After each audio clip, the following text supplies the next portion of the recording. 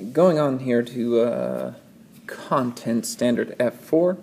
F4, we are looking at color, the color of food.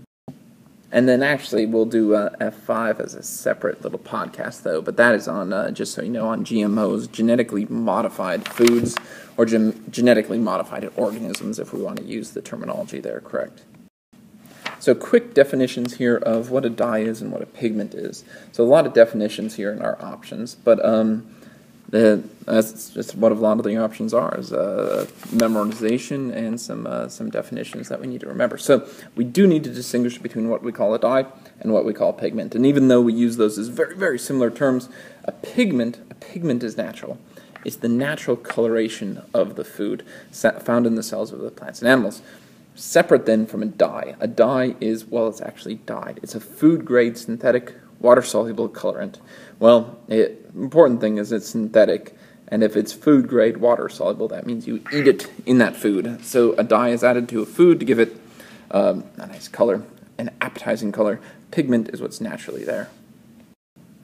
So why are there naturally colors in food? Well, there's naturally colors in food. The reason why other things aren't naturally colored, it depends on the ability of the substance to reflect and or absorb different wavelengths of light. So it absorbs certain wavelengths.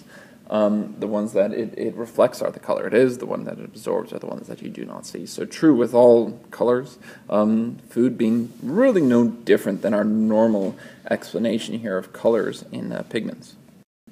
Okay, so a couple of pigments we're going to focus on then, naturally occurring pigments. First is the anthocyanins, carotenoids, chlorophyll, and heme a little bit later on, but right now anthocyanins, they're water-soluble, they're pigments, and here's the important thing, these pigments, so again, the important bit is the color that they turn, so they are responsible for reds, purples, blues, pinks, as well, and again, it alters a little bit based on pH, actually, of how dark red or how dark blue that is. And they occur in all types of plants. They can be in leaves, and stems, and roots, and flowers, and fruits, but anytime we're seeing those colors, that is probably the type of pigment that we're looked at. And again, it's most widely found in plants. Again, that's the important part as well. So it's vascular pigment in plants, in red, purples, blues, pinks that we see in plants. So our carotenoids, and whenever I'm thinking about this, I think of carrot. And carrots are orange, right? So the colors that these represent mainly are in the orange spectrum, from actually yellow through bright orange, and even to a deep red. But mostly we're looking at orangish types of colors. So this is what they say is the most widespread pigment found in nature. So not necessarily plants, but the most widespread found in nature. Tons of different kinds. A lot we're going to see in algae, a lot in fungi, a lot of different carotenoids. Generally, what they say is they absorb blue light. So they absorb blue, and so they appear in the orange part of the spectrum.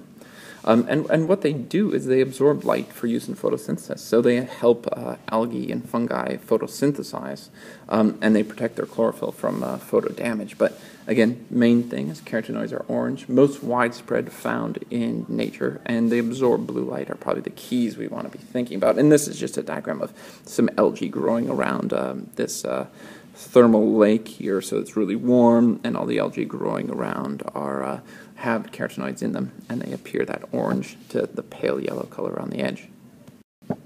Oh, we all know chlorophyll. Chlorophyll is our green pigment found in a lot of leaves of plants, some algae, some cyanobacteria as well. It's extremely important in photosynthesis, and again, notice this is showing what colors of light are absorbed. If we have chlorophyll, absorbs purple and blues, and it absorbs yellow and reds, and so it appears green. Again, green is the color that it's not absorbing, it's the color that it's reflecting. And again, in the fall, when our plants die and the pigment starts going away, then it starts expressing those other colors as well, because it's not absorbing them anymore in the leaves. Okay, so heme. Pigments, these types of pigments, normally, again, when I'm thinking about these, kind of my cheating is thinking about hemoglobin. Hemoglobin is red. It's the red pigment that's in blood. So that's where we mainly recognize it, but there's in other heme proteins as well. And again, what this structure is doing is this. If we take a look up here at this structure, you can kind of ignore the big complexity of it and notice what it's doing. It is holding in iron. So it's this complex covalent structure that is able to coordinate itself with iron in the middle. And really what they do, they have, like it says, they have diverse biological functions. Mainly what it does, what our heme proteins do, are allow us to transport diatomic gases. In particular, the diatomic gas that we're really interested in, if you didn't know, is oxygen. So our heme proteins are helping us carry oxygen through the body. And notice the reason again for their color is mainly because, you know, they have some transition metals right in between them. They are coordinating around an iron metal in between, and so that's where that red pigment is coming from. If we were to think about all of our pigments now, and these are our natural pigments, the one thing we want to think about in natural pigments is we want to think about them in terms of shelf life that we were talking about in our previous standards. So what affects the stability of the colors of our anthocyanins, our carotenoids, our chlorophyll, our heme? Well, again, the big things that affect the shelf life of food in any circumstance, again, it's oxidation. Just like it says there, it is oxidation. It is temperature changes. Again, cooler temperatures preserve the colors just like they preserve food. pH changes, presence of... Here's a different one for these pigments, is the presence of metal ions, and we'll look at that as we go down. So anthocyanins break down due to heat. Those are red, pink pigments. Those can break down due to heat, due to the presence of metal ions, and high pHs in this one, so really basic conditions, which is a little bit different than what we've seen with normal shelf life conditions, where we'd have shelf life conditions where we'd have low pHs. Carotenoids, again, are oranges, break down again to heat, light again through often what light is going to cause is free radicals that are going to break things down. Again, metal ions, and again, a basic solution. Chlorophyll, again, the greenish colors that we're seeing in plants and leaves are degraded again due to heat, acidic conditions in this one, and metal ions. Heme, again, from hemoglobin in our blood. What can happen here is the iron that is in the hemoglobin can be oxidized from Fe+2 to an Fe+3, changing the color from a reed, can't I spell? From red to a brownish red. And you'll notice that actually in your blood, when you have like fresh blood and it's nice and blood red, and then it gets out and it gets dried on your skin and it turns the brownish red. It's really oxidizing the heme pigments that are in the blood. Okay, so looking at safety issues, or, safety issues, just maybe issues in general with synthetic colorants in food, there's really not a lot of legislation surrounding colorants, but maybe there's beginning to be, and there's beginning to be some controversy about these synthetic colorants. Kind of unlike when we were talking about our synthetic antioxidants before, our synthetic colorants, there's maybe a little bit more science as far as showing that they aren't necessarily the best for us. So food manufacturers add dyes. Again, dyes, not pigments. They add dyes to their products. To get a color. Sometimes they'll add, like in the States, this happens more often, is they'll add red coloring to meats to make them look fresher. Just like, we just talked about that hemoglobin can break down and turn a reddish brown. Well, meat that's a reddish brown, been oxidized a little bit, doesn't look as fresh as a nice bright red meat. And so they'll actually add red dyes to meat in the States to make it look fresher, but it's kind of gross because it is a dye. And it can be harmful because a lot of times the consumer perceives these, just like it says, as natural, like, oh, that's really fresh meat, it's red. No, it's coloring. Also, there's a red coloring that's added to cherries. If you have some nice red cherries, when you get them in a jar, they're bright red. Well, they're not red at all, those types of cherries, and so that's kind of misleading for the consumer.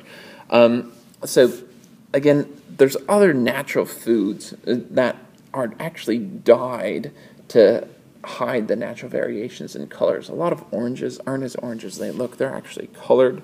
Their skin is dyed, so they look more orange. A lot of times they're going to come off the tree and actually be green. A lot of times for our oranges, salmon is also dyed along with other meat to make it look pinker.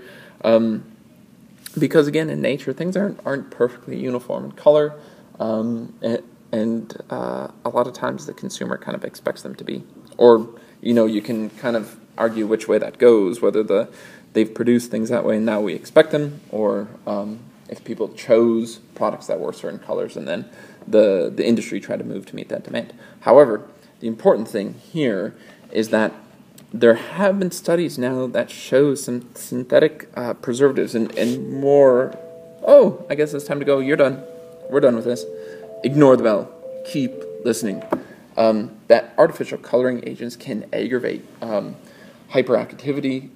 This is ADD, and ADHD is attention deficit disorder, and attention deficit and hyperactivity disorder. So there have been some ties between artificial coloring agents and these disorders. And in the U.S., synthetic colorants actually are regulated, and the European Union does maybe not regulate. Well, I guess it does regulate. It does keep track of additives, synthetic and natural, that are placed in the food. Now, this is our last standard here under F.4, and it's comparing the Maillard reaction with the caramelization that caused the browning of food. So, two different things if we're comparing the browning of food. This can be thought of as the toasting as opposed to the browning or the caramelization. So the Maillard reaction is a chemical reaction between an amino acid, so we have a nitrogen amino linkage, and a reducing sugar. And it usually requires heat, some high temperature, some intermediate moisture levels, and alkane conditions all promote this reaction. And notice what happens. It happens at an intermediate heat level. So we're not cooking this. This is not burning. Because, like it says, browning or the burning, the toasting of food, it doesn't really happen until we've removed all the water. Well, this reaction occurs when there still is water present in the food. So there's a difference. The Maillard reaction, this caramelization reaction, is a lower temperature reaction. And perhaps this diagram can kind of help explain it. So notice what it's saying at the top here is we have raw uncooked food at about 21 degrees Celsius, about room temperature. You can steam food around 100, where water's boiling. Now, above that, between 110 and 150 degrees Celsius, we can have a Maillard reaction. And what a Maillard reaction is again, it is water reacting with the sugars here and the amino acids. And what happens is when they react, they split apart this amino with the sugars, and we get a nice sweet taste. It is really a caramelization where we can taste the sugars in the food. This is like if you take onions, and you take the onions, and you don't burn them, but you just start heating them up. And notice, past the Maillard reaction, we actually get into that sweet where we can actually have the caramelized onions. So we've cooked the onions enough so that now they can taste, sweet. We can kind of get those sugars out of them. So this Maillard reaction that happens before that is a reaction that breaks apart these aminos. Okay, if we go beyond that, then we get burned food. And you've probably all experienced burned food or toasted food. That itself has no taste. But the cooking of food, the Maillard reaction, the browning, sometimes it's called the browning of food, that is where we can really create some taste, create some flavor molecules, as these are very generically defined as being flavor molecules here. So it's really taking those amino acids breaking down, combining with the sugars, and really producing flavors. And again, at slightly higher temperatures than the Maillard reaction, you get into the caramelization, where you're tasting those sugars. And if you go too far, then you're actually burning those sugars, and you're tasting, well, what's left after a combustion reaction. You're tasting carbon. So just like it says, the caramelization is actually a different process than the Maillard browning, even though they're very similar, and a lot of times they have very even similar tastes.